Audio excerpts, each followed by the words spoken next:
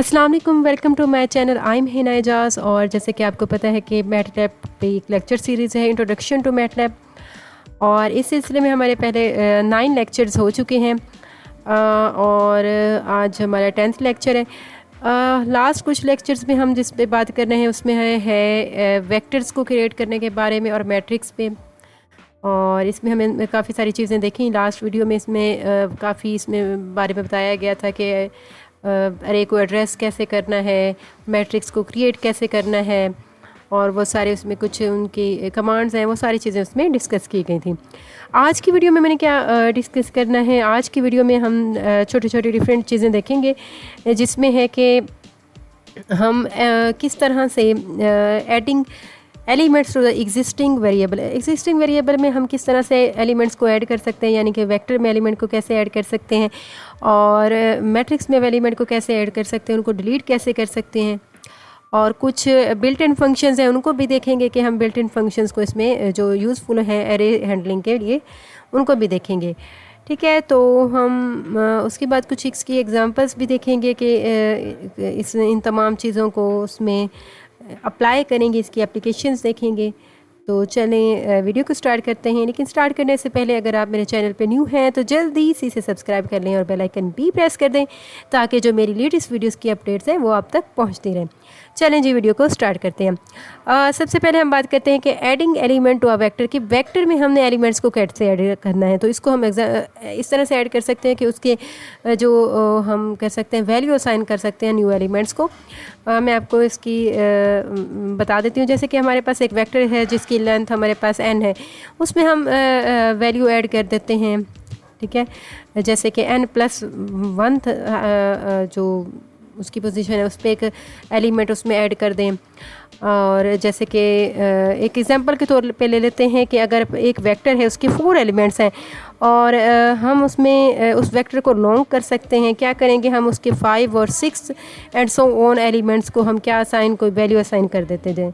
लेकिन अगर ऐसा हो कि एक वेक्टर है उसके n एलिमेंट्स हैं और जो न्यू वैल्यू हमने असाइन की है वो किस एड्रेस पे असाइन की है, n+2 है या उससे लार्जर पे है, तो फिर क्या होगा, जो मैटलैब है वो जो पीछे से वैल्यूज़ हैं उनको पूरा करने के लिए उनको 0 असाइन कर देगा। ठीक है, तो हम इसको देख लेते हैं एग्जांपल के थ्रू। हम एक कोई भी एक हम वेक्टर असाइन क्रिएट कर लेते हैं। हम कर लेते हैं जी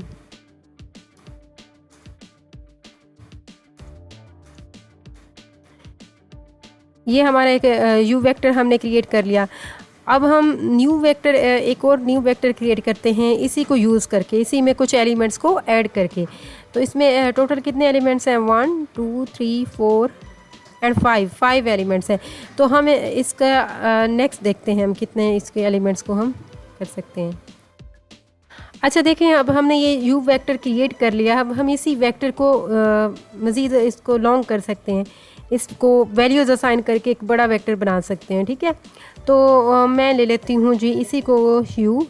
अब देखें अब यहाँ पे देखें ये 1 2 3 4 5 तक हमारे पास एंट्रीज़ हैं, और मैं कह देती हूँ कि जी 6 तक ले लेते हैं, 6 से 10। ठीक है, 6 से 10 तक, 6 से 10 तक मैं असाइन कर देती हूँ इसको। कोई भी जो वेक्टर की वैल्यूज़ होती हैं वो मैं असाइन कर देती हूँ।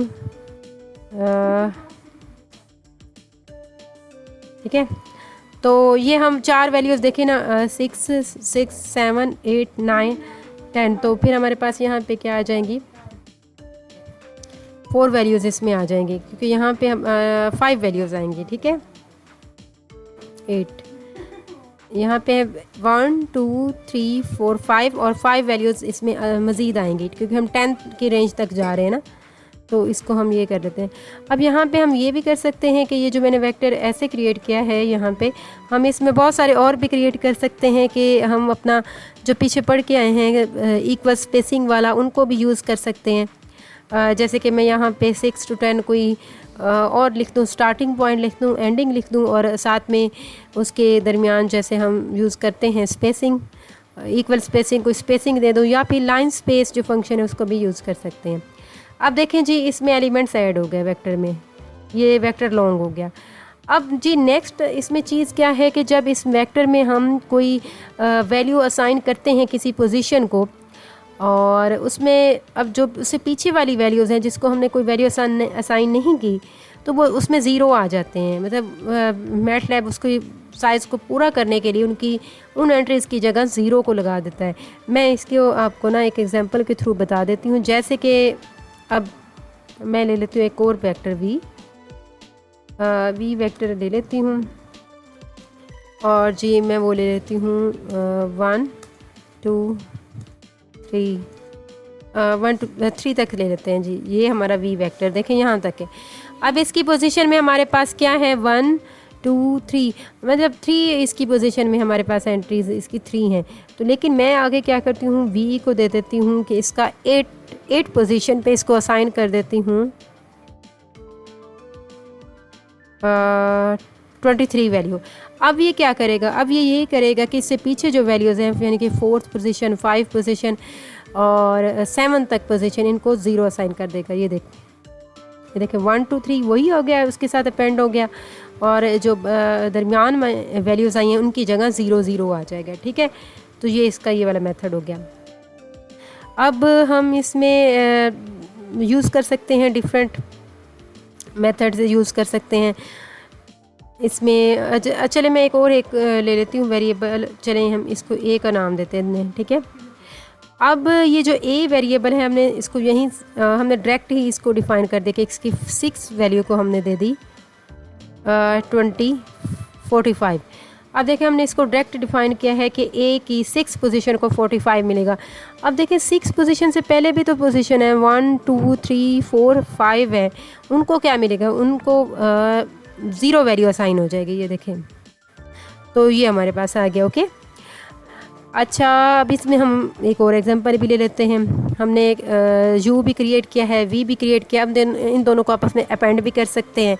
कैसे अपेंड कर सकते हैं कि हम ले लेते हैं एक और आर वेक्टर ले लेते हैं। ठीक है, हम उसको इस तरह से अपेंड कर दें कि ये देखें, मैं यहाँ पे ले लूँ जी, जो मैंने यहाँ पे लिया यू ले लूँ। ठीक है, और यहाँ पे देखें मैं वी ले लूँ। इस तरह भी हम कर सकते हैं। देखें ये दो वेक्टर को आपस में अपेंड कर दिया, तो देखें ये सारे इसमें यू वेक्टर और जो वी वेक्टर आपस में अपेंड हो गए। तो ये इसका सारी चीज़ें थी, हमने इसको देख लिया। अच्छा, अब हम देखते हैं कि मैट्रिक्स में हम किस तरह से एलिमेंट्स को ऐड कर सकते हैं। ठीक है, मैट्रिक्स में भी ऐड करना बहुत इजी है कि हम उसके जो न्यू रोज़ या कॉलम्स हैं उसको वैल्यूज़ असाइन कर देते हैं, और ये बहुत इजी से हो जाता है। तो इसके लिए मैं कोई एक मैट्रिक्स क्रिएट कर लेती हूँ ताकि हम इसको एग्जांपल के थ्रू समझ लें। ठीक है, तो मैंने ये एक मैट्रिक्स क्रिएट कर लिया जी। ये मैंने क्रिएट किया है,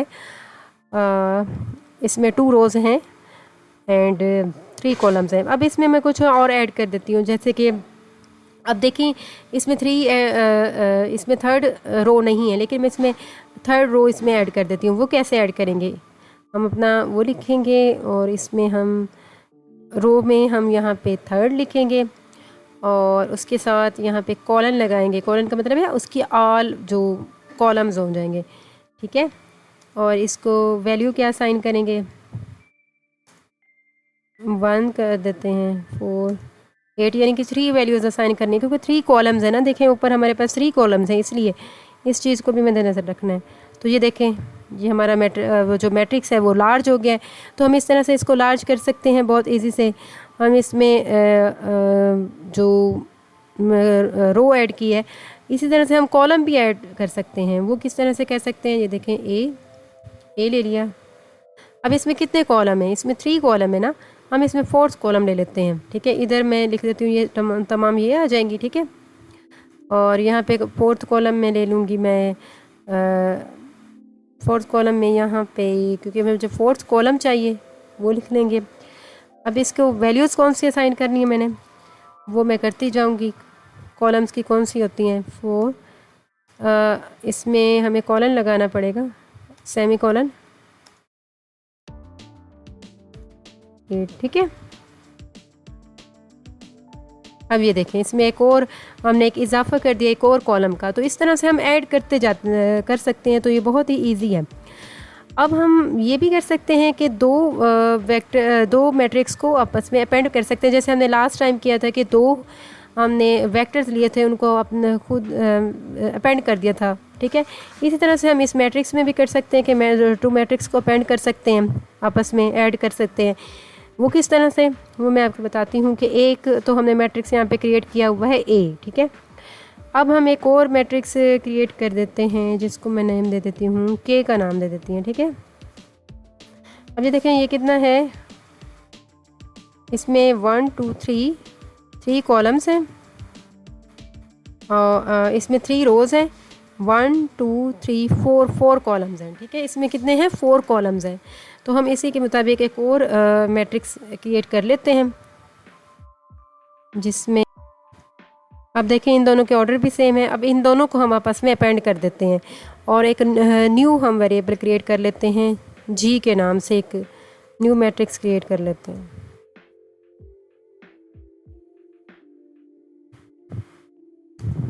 उसमें हम क्या करेंगे, ए लिख देंगे जो हमारा फर्स्ट मैट्रिक्स है उसको अपेंड करना है ना हमने ए को, और साथ में हमने दूसरा कौन सा अपेंड करना है, हमने के करना है, तो के लिख देंगे।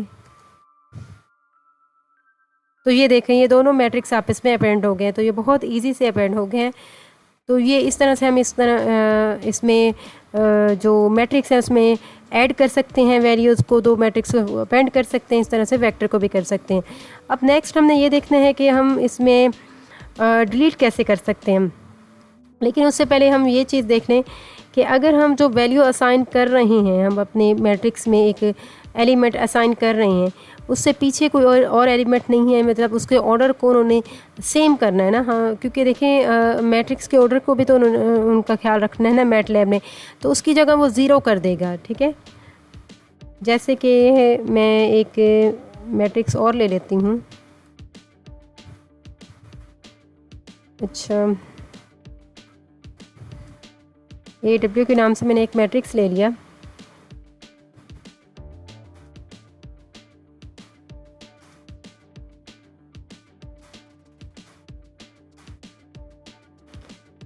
ठीक है, तो ये हमारा एक मैट्रिक्स क्रिएट हो गया। अब इसको मैं और दे देती हूँ वैल्यूज़।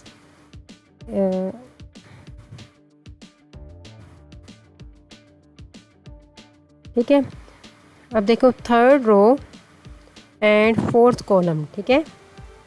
अब इसको मैं वैल्यू क्या दे रही हूँ, 17। अब देखिए हमारा जो मैट्रिक्स है वो उसमें थर्ड रो और फोर्थ कॉलम तो है ही नहीं। तो अब ये क्या करेगा, यहाँ पे भी ज़ीरो दे देगा, यहाँ पे भी ज़ीरो दे देगा, ठीक है। तो जैसे वेक्टर में था कि वो ज़ीरो वैल्यूज़ असाइन कर देता है, इसी तरह से इसमें भी इस तरह से होता है कि उसको वो वैल्यूज़ असाइन करता जाता है, ठीक है। ओके जी, अब हम देखते हैं कि हम एलिमेंट्स को डिलीट कैसे कर सकते हैं। तो ये भी बहुत ईजी है। An element or range of elements of an existing variable can be deleted by reassigning nothing to these elements. This is done by using square brackets with nothing typed in between them. तो हम square brackets को use कर सकते हैं कि हम to square brackets use करें और उनके दरमियान कुछ भी ना लिखें, और ये वैल्यू हम असाइन कर दें अपने एग्जिस्टिंग वेरिएबल के किसी एलिमेंट को, तो वो फिर एलिमेंट यहाँ से डिलीट हो जाएगा। तो ये बहुत इजी है, हम इसको जल्दी से प्रैक्टिकली इसको देख कर लेते हैं। मैं ऐसे करती हूँ कि मैं एक वेक्टर डिफ़ाइन करवा देती हूँ। पहले हम इसको वेक्टर में देख लेते हैं, फिर हम इसको उसमें भी देख लेंगे, मैट्रिक्स में भी। अब देखें मैं चाह रही हूँ कि मैं अगर ये चाह रही हूँ कि इसमें से जो फोर्थ लिखा हुआ है ये वाला एलिमेंट यहाँ से डिलीट हो जाए, यानी कि ये है भी फोर्थ पोजीशन पे और है भी फोर्थ एलिमेंट, तो मैं इसको यहाँ से डिलीट करना चाहती हूँ। तो जस्ट मैं क्या करूँगी के, और इसमें लिख दूँगी मैं फोर्थ, जो पोजीशन नंबर है वो लिखा जाता है, ठीक है। ये तो मैंने वैसे 1 2 3 4 उसमें वैल्यू भी वही असाइन कर दी है तकरीबन, लेकिन यहाँ पे पोजीशन नंबर लिखा जाता है। अब देखें मैं 4 एलिमेंट डिलीट करना चाहती हूँ, उसकी जो पोजीशन है वह 4 है, तो उसको मैं क्या कर देती हूँ, असाइन कर देती हूँ। ये स्क्वायर ब्रैकेट्स यूज़ करनी है, उनके दरमियान कुछ भी नहीं लिखना। ये देखें तो ये क्या होगा, ये डिलीट हो जाएगा। अब देखें 4 यहाँ से गायब हो चुका है। तो ये बहुत ही ईजी से हम इसको डिलीट कर सकते हैं। इसी तरह से अगर मैं चाह रही हूँ कि मैं इसकी एक पूरी रेंज डिलीट करना चाहूँ, हम पूरी रेंज भी डिलीट कर सकते हैं। तो मैं यहाँ अब देखें, अब हमारे पास के ले लेते हैं हम। मैं यहाँ पर ये रेंज इसकी पूरी डिलीट करना चाहती हूँ, यहाँ से 3 से 4 5 तक। तो मैं क्या करूँगी, अब वेरिएबल का नेम एंड 3 कॉलन 4 देखें 3 4 5, ठीक है, 3 से 5, ठीक है, 3 से 5 कर देते हैं ना। ये पूरी रेंज हम इसकी डिलीट कर देंगे। तो ये इसको क्या असाइन कर दूंगी मैं, स्क्वायर ब्रैकेट्स के दरमियान कुछ भी नहीं लिखा, देखें सिर्फ 1 2 रह गया। तो ये तो बहुत इजी से है। अब हम इसमें क्या करते हैं कि हम इसमें मैट्रिक्स को देख लेते हैं। मैट्रिक्स में भी ये बहुत इजी है, हम एक मैट्रिक्स ले लेते हैं। अच्छा जी, अब मैंने यहाँ पे क्या किया, एक मैट्रिक्स मैंने क्रिएट कर लिया है। अब इस मैट्रिक्स में से मैं कुछ एंट्रीज इसकी डिलीट करना चाहती हूँ। लेट्स सपोज हम लेते हैं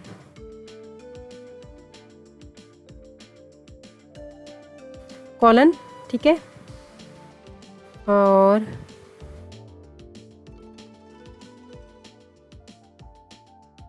ठीक है, इसको साइन हम कर देते हैं नथिंग, यानी कि हम इसको डिलीट करना चाहते हैं। अब यहाँ पे देखें आप, इसका मतलब है ऑल रोज़ 2 से 4 कॉलम। ये देखें 2 से 4 कॉलम, ये देखें 2 से 4 कॉलम हमारे पास 1 2, ठीक है, ये 2 है, 3 4, इतना ये हम इसकी तमाम रोज़ हम क्या करना चाहते हैं, ये डिलीट करना चाहते हैं, ठीक है। तो ये हम अब इसका आउटपुट देखते हैं। ये देखें जस्ट ये वाला रह गया, पहला कॉलम रह गया और ये लास्ट वाला कॉलम रह गया, बाकी सारे डिलीट हो गए। तो ये बहुत ईजी से हम इसको डिलीट कर सकते हैं, ठीक है। तो ये जी इस तरह से हम इसमें एलिमेंट्स को डिलीट कर सकते हैं, ऐड कर सकते हैं, ये मैंने आपको बता दिया। अब मैं कुछ ना आपको इसकी बिल्ट इन फंक्शन के बारे में बता देती हूँ। उसके लिए कुछ बिल्ट इन फंक्शंस भी हैं एरे हैंडलिंग के सिलसिले में। तो उसमें सबसे पहले आ जाता है लेंथ वाला। इसके जो सिंटैक्स है ना, वो ये है, लेंथ लिखते हैं हम, लेंथ, और इसमें जी वेक्टर जो भी हमारा है वी, उसका नाम आ जाएगा। अगर हम ये वाला यूज़ कर लेना तो ये हमें क्या देगा, लेंथ ऑफ द वेक्टर देगा। ये वेक्टर के लिए यूज़ होता है कि उस वेक्टर में कितने एलिमेंट्स हैं, तो उसकी लेंथ वही होगी ना, उसके कितने एलिमेंट्स उस हम वेक्टर में हम ले रहे हैं। चलो जी, हम ये तो मैंने इसका सिंटैक्स आपको बता दिया। अब मैं इसमें एक लेट्स सपोज मैं कोई भी वेक्टर क्रिएट कर लेती हूँ, जैसे कि है 1 2 3 4 5 6 12 6 7 8 9 0। अब देखें ये मैंने एक वी वेक्टर क्रिएट कर लिया। अब मुझे इसकी लेंथ पता करनी है, तो मैं जस्ट ये अपना जो बिल्ट इन फंक्शन है वो यूज़ करूँगी, क्योंकि ये तो मैंने एक छोटा सा वेक्टर क्रिएट किया। हमें ज़रूरत पड़ती है कि बहुत लंबे से वेक्टर क्रिएट करने होते हैं, हमें नहीं पता होता उसकी एंट्रीज़ का, कभी नहीं पता होता किसी को उसकी एंट्रीज़ चाहिए होती हैं कि कितनी एंट्रीज़ उसके अंदर हैं। तो लेंथ के लिए यूज़ होता है। तो हम इसमें लेंथ अंदर वेक्टर का नाम लिख देंगे। तो देखें 6, क्योंकि इसमें 6 एंट्रीज़ हैं तो इसकी लेंथ हो गई 6। तो ये हमारे पास एक पहला बिल्ट इन फंक्शन तो ये हो गया। अब जी दूसरा हमारे पास जो वेक्टर जो है हमारे पास मैट्रिक्स के लिए, वो साइज़ का फंक्शन है, क्योंकि उसमें लेंथ नहीं होती, उसमें साइज़ होता है। तो ये हमारे पास फंक्शन ऐसे है, इसका मैं आपको बता देती हूँ। इसका सिंटैक्स साइज़, और अंदर हम अपने मैट्रिक्स का नेम लिख देते हैं। तो ये क्या करता है, हमें उसके मैट्रिक्स का साइज़ बता देता है, कि हमें उसका बताता है कि रो वेक्टर में यानी कि हमें इसका जो आंसर देता है एक वेक्टर की फॉर्म में देता है। उसमें जो फर्स्ट प्लेस पे होता है वो हमारे पास होता है उसका साइज़ होता है ना m×n, जैसे हमारे पास साइज़ है। देखें वेक्टर का साइज़ तो उसका ऑर्डर होता है ना, m×n है। तो ये हमें वेक्टर की फॉर्म में दे देगा। जो फर्स्ट एंट्री है वो m है, जो लास्ट एंट्री है वो n है, यानी कि फर्स्ट रो को शो करता है और लास्ट जो हमारे पास नंबर ऑफ़ कॉलम्स को शो करता है, ठीक है। तो हम इसकी भी एक एग्जांपल देख लेते हैं, लेकिन सबसे पहले हम इसमें क्रिएट कर देंगे, हम एक मैट्रिक्स क्रिएट कर लेते हैं।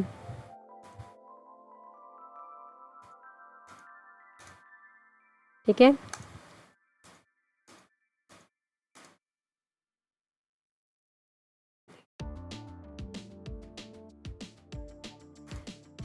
ठीक है।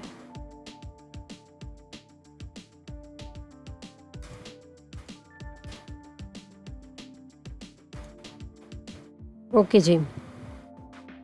अब देखें ये हमारे पास क्या है, ये हमारे पास इसकी रोज़ हैं थ्री एंड इसके कॉलम्स कितने हैं 1 2 3 4 5 है। अब इसमें हम वो साइज़ वाला फंक्शन यूज़ करके देख सकते हैं कि देखते हैं ये इसका साइज़ ये करेक्टली दे रहा है या नहीं। तो ये देखें 3 क्रॉस 5 का ही है, यानी कि 3 इसमें रोज़ हैं और 5 इसमें कॉलम है, तो ये बहुत इजी से है। और फंक्शन इसके लिए यूज़ होता है वो हमारे पास होता है डायगनल, DIJ डाइग। ये वाला किस लिए यूज़ होता है मैं आपको बता देती हूँ, पहले इसका मैं सिंटैक्स लिख दूँ DI डाइग। अब देखें इसमें दो चीज़ें होती हैं जो इफ़ेक्ट करती हैं कि हमारे पास अगर हम इस फंक्शन के अंदर मैट्रिक्स ले रहे हैं या हम वेक्टर ले रहे हैं, तो इस चीज़ को देखना होता है हमने। तो अगर मैं यहाँ पे इसके अंदर कोई मैट्रिक ले लेती हूँ, वेक्टर ले लेती हूँ, तो ये क्या करेगा कि ये इसको एक मैट्रिक्स में कन्वर्ट कर देगा, डायगोनल मैट्रिक्स में कन्वर्ट कर देगा, जिसकी डायगोनल में इस वेक्टर की एंट्रीज़ हो जाएंगी और बाकी जो एंट्रीज़ हो जाएंगी वो ज़ीरो हो जाएंगी। ठीक है, इसी तरह से अगर मैं ये मैट्रिक्स पे अप्लाई करूँ तो मैट्रिक्स में क्या करेगा, ये जो उसकी मैट्रिक्स के दरमियान वो जो डायगोनल वैल्यूज़ हैं जस्ट उसका हमें वेक्टर दे देगा। तो ये फंक्शन इस तरह से काम करता है। हम इसको देख भी लेते हैं कि अगर DIJ डायगोनल, अब इसके अंदर मैं वेक्टर दे दूँ, जो जैसे हमने V बनाया V वेक्टर दे दूँ। ठीक है, तो ये देखें इसने एक डायगोनल वेक्टर मैट्रिक्स जो है ना इसने जनरेट कर दिया, जिसकी डायगोनल में उस वेक्टर की वैल्यूज़ हैं। इसी तरह से अगर मैं इसी फंक्शन को DIAG डायगोनल में मैट्रिक्स दे दूं, जैसे A में मैं दे दूं, A हमारा वो वाला मैट्रिक्स है ना, अगर मैं वो दे दूं तो अब उसमें क्या होगा, ये देखें उसकी डायगोनल में जो एंट्रीज़ हैं इसने वो हमें वो दे दी। तो ये इस फंक्शन का काम है, ये हमारे पास इसमें बिल्ट इन फंक्शन है। तो ये हमने देख लिया कि इसमें कौन कौन से बिल्ट इन फंक्शंस हैं। अब जी हम इसमें कुछ एग्जांपल्स भी हैं, चलें उसको हम अपनी नेक्स्ट वीडियोस में देख लेंगे कि एक नेक्स्ट वीडियोस पे बना देते हैं एग्जांपल पे। 2 एग्जांपल हैं बड़ी इंटरेस्टिंग सी, उनको देख लेते हैं। एंड ये थी हमारी वीडियो जिसमें मैंने आपको बताया कि हम किस तरह से मैट्रिक्स के साथ काम कर सकते हैं। इसमें डिफरेंट हमने मैट्रिक्स और वेक्टर में एलिमेंट्स को ऐड कैसे करना है, उसमें डिलीट कैसे करना है, और कुछ बिल्ट इन फंक्शंस भी देखे हैं हमने। तो ये आज की वीडियो थी, यकीनन आप लोगों को पसंद आई होगी। अगर पसंद आई है तो लाइक कर लें, और अगर आप मेरे चैनल पर न्यू हैं तो जल्दी से इसे सब्सक्राइब कर लें और बेल आइकन भी प्रेस कर दें, ताकि जो मेरी लेटेस्ट वीडियोस की अपडेट्स हैं वो आप तक पहुंचती रहें। और अगर आपके कुछ क्वेश्चंस हैं तो वो आप कमेंट सेक्शन में पूछ सकते हैं, मैं आपको उनका आंसर ज़रूर करूँगी। Thanks for watching.